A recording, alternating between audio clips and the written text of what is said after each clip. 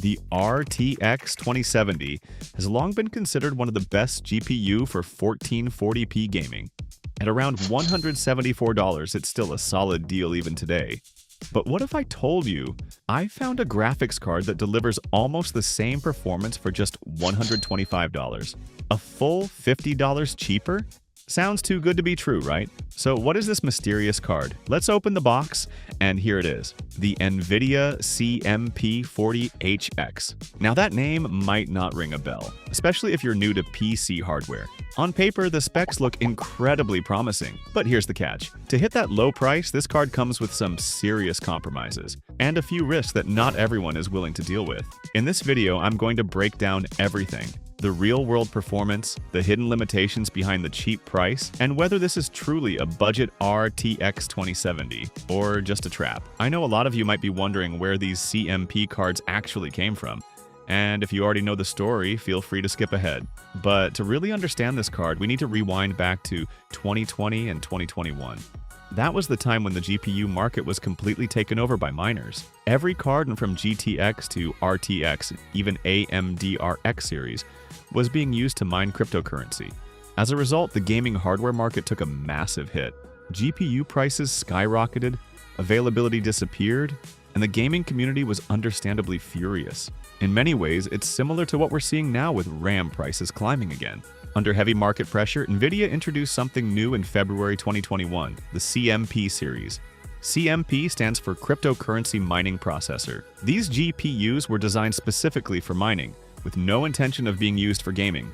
In fact, many of the chips used in CMP cards were GPUs that didn't fully meet gaming standards, but were still perfectly capable of handling compute workloads. Instead of discarding them, NVIDIA repurposed those chips into dedicated mining cards. Interestingly though, CMP cards didn't get mined as aggressively as standard gaming GPU of the same generation, mainly because they were released later in the cycle.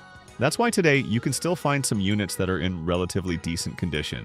Unfortunately, mine isn't exactly perfect. The DVI port on this card shows some pretty heavy corrosion, which already tells me this GPU has had a rough life. Then the crypto market crashed, coin prices dropped, mining profits disappeared, and just like that, these cards became unemployed. That's when hardware enthusiasts started looking at them differently. Most people would assume you could just pull one out of a mining rig, plug it into a normal PC, and start gaming. But it's not that simple. Out of the box, these cards only run at PCIe x4, and the original BIOS limits them to PCIe Gen 1 speeds. I've got to be honest, running at X4 bandwidth really hurts performance. You're leaving a lot of performance on the table compared to X16. To make them viable for gaming, modders actually had to solder additional capacitors so the card could run at full times 16 bandwidth.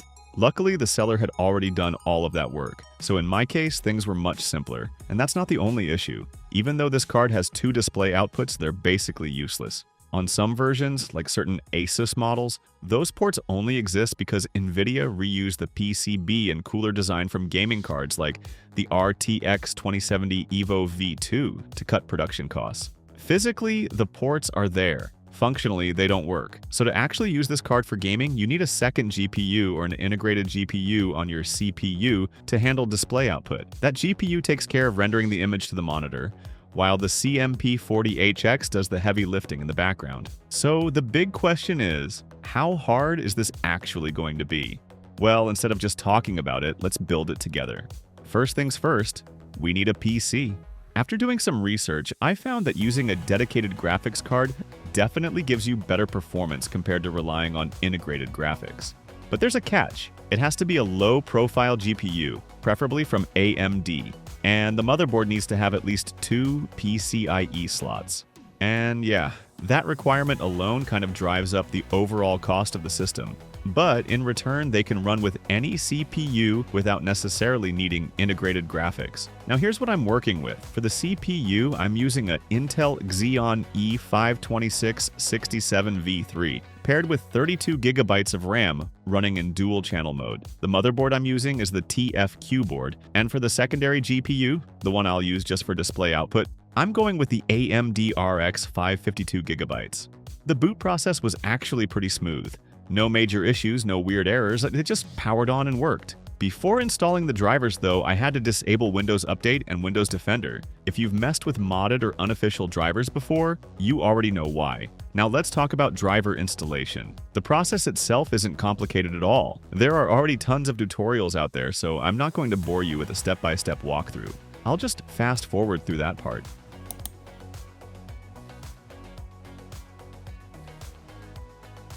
After carefully installing everything in the proper order, Windows finally recognized the GPU correctly.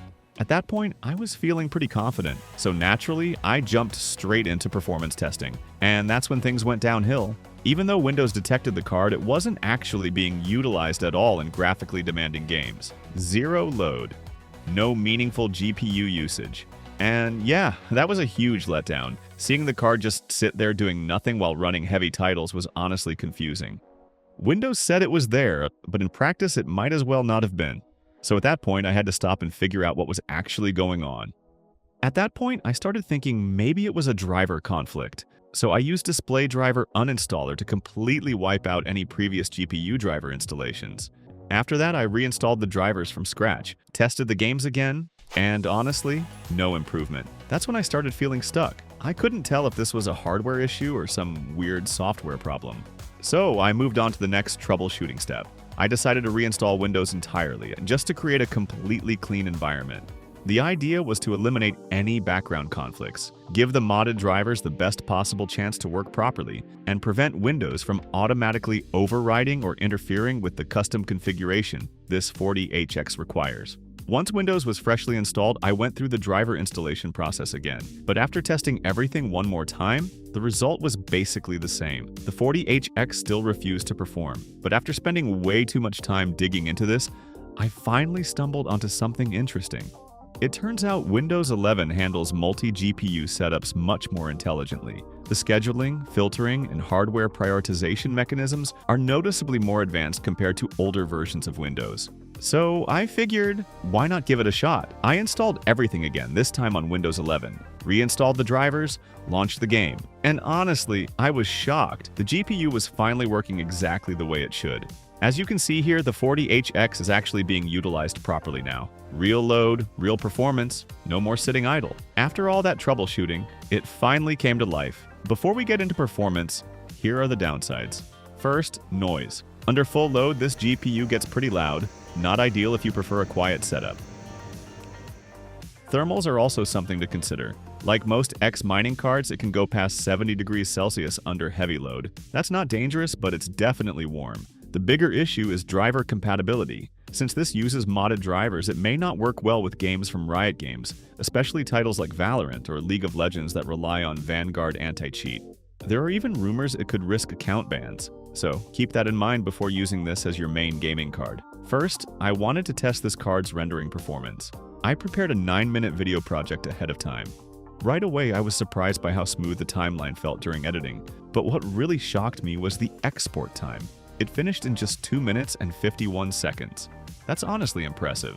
Now let's move on to gaming performance. Since I don't have an NVIDIA GeForce RTX 2070 to compare directly, I used an NVIDIA GeForce RTX 2060 Super instead, since their performance is fairly close. In Counter-Strike 2 at 1080p, the 40HX actually edges ahead slightly, about 10 frames per second higher on average.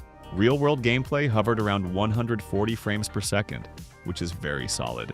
Switching over to a much more demanding title, Cyberpunk 2077, the average frames per second between the two cards was almost identical. However, the 40HX showed noticeably worse stability, with less consistent frame pacing compared to its competitor. Then I tested Valorant to see if the compatibility concerns were real, and unfortunately, they were. As soon as I logged into the game, I completely lost control of the system. I had to force restart the PC. I tried again, same result. Definitely disappointing. So overall, this is a card with very strong performance for the price, but it's not easy to work with. I had to spend a lot of time troubleshooting and researching just to get it running properly. Because it relies on modded drivers instead of official ones, compatibility isn't guaranteed, especially across different operating systems. And that's the reality with a lot of these X mining GPU. So what do you think? Would you take the risk for the price to performance? Let me know down in the comments.